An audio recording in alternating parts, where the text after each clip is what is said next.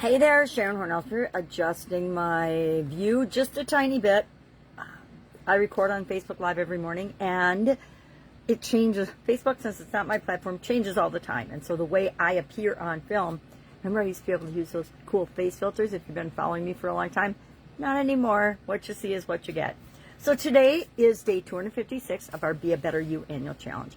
And today we're talking about, as our topic today, of course, spiritual health and well-being this whole month. We're focusing on that area of the 9-part life framework. My fancy-dancy visual aids: physical, mental, emotional, spiritual, financial, relationships, contribution, communication, and confidence.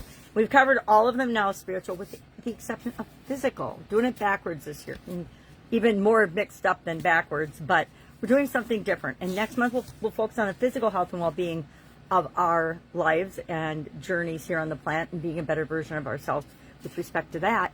But this month we're focusing on spiritual. And today's topic is a pretty interesting one. It's our spiritual life purpose. And believe it or not, we all come into this world with a purpose. We come in for a reason. And we spend most of our lives then trying to figure out, what the heck is that reason? Why am I here?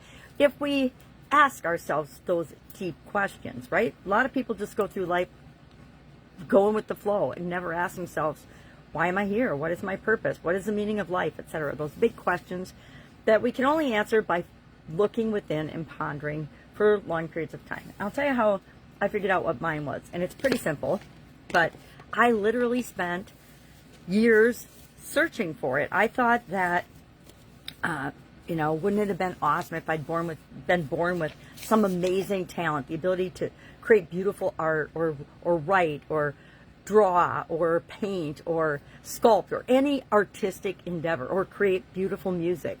Yet I was gifted with none of those abilities or talents. I struggle with probably just about all of those things. And so as I was, growing up, just like the rest of us do, I'm like, what am I going to do with my life? What do I want to do? So I went to college. I went to engineering school, got my degree, went to work for some of the biggest companies and corporations in the world, and enjoyed it. But I always felt a little off. While I was doing that, I started buying and owning and operating and running different types of businesses. And again, parts of it felt great to me, and parts of it just felt a little off. And I never really understood why until when I was 50, on September 7th, actually, my 15-year anniversary this year, I had a sudden cardiac arrest and died, literally died. Well, lucky for me, there were first responder, the bartender knew CPR. I was walking through one of my businesses down to another one of my businesses after a city council meeting, and luckily for me, he knew CPR, and there was a first responder having dinner with his wife for his anniversary right across the street. And so, again, fortunate for me, I got emergency help right away while we waited for the police car to get there with the defibrillator so they could jumpstart my heart. And then I was in a coma for, like a week and 10 days and all these crazy things. Yet, I'm still here.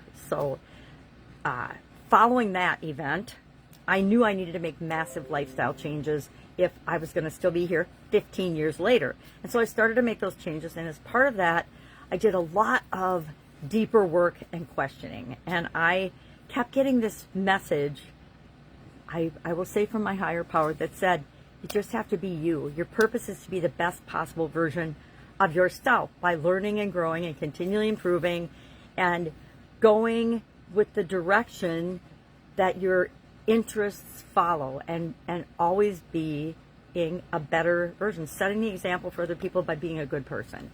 And do I succeed every day? No. Sometimes I'm a jerk, just like everybody else. Sometimes I snap at my daughter. Sometimes I say things more harshly than I mean to. Sometimes I comment when I shouldn't because it's just not necessary, right? But I've come to understand, and I don't even remember even when I had the epiphany. It was probably a couple years into my journey following my sudden cardiac arrest that I realized all of our purpose, every single one of us, if we're struggling with, I don't know why I'm here, I don't know what my purpose is. Our purpose is just that, to be the best possible version of ourselves and to be ourselves. Because that gives everybody else on the planet permission to be themselves too. That means we don't judge other people. We don't ridicule them. We don't do any of that. We just let them be them, and they then let us be ourselves too. And that's what causes the world to be a better place, by being accepting and non-judgmental, because who are we to judge? We're not. We don't have any right to judge any other person. I will say, unless of course they are harming other human beings and truly evil. And then, guess what? They're going to be judged anyway. We don't have to do it. So today, what is our action item? Our action item is to think about and identify and share in the comments below, please. If you don't know what your purpose is, say, I don't know, I'm exploring it. And then if you do know, please share, hey, this is what I'm here for. This is what I was born to do. I know it. Maybe you're like, I was born to be a mom and raise amazing human beings. Or I was born to be a grandma or a business owner or a sculptor or a plumber or a electrician. Whatever it is for you, share in the comments below. Because when you're doing the thing that you know you're here to do, it just flows out of you. Like when I'm talking on video, I guess I'm supposed to be doing it because it just flows. All right, you might not think so, but I do. Anyway, that is our item today, our action item. Share your life's purpose, your spiritual life's purpose, right? I will add, I know that mine is to make the world a better place. It's to have a positive influence on the world around me, not a negative one. And I think that that's an important distinction.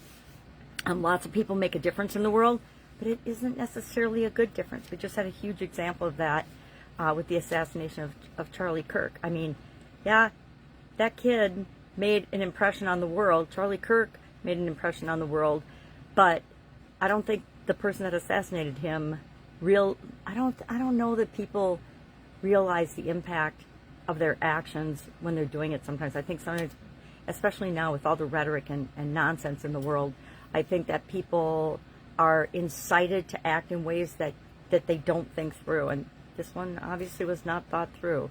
I think that comes from a lack of hope for a couple of generations, which I would blame on our lack of leadership for a couple of generations. All right, I digress. All right, so what is your spiritual life purpose? Share in the comments below. If you need help with this, hit me up and ask. It's Saturday in my neck of the woods, so I have a little more time than usual. It's not as scheduled. I put in some flow time and family time. But I'd love to help you if you need help. All right, have an awesome day, and I'll, of course, be with you tomorrow.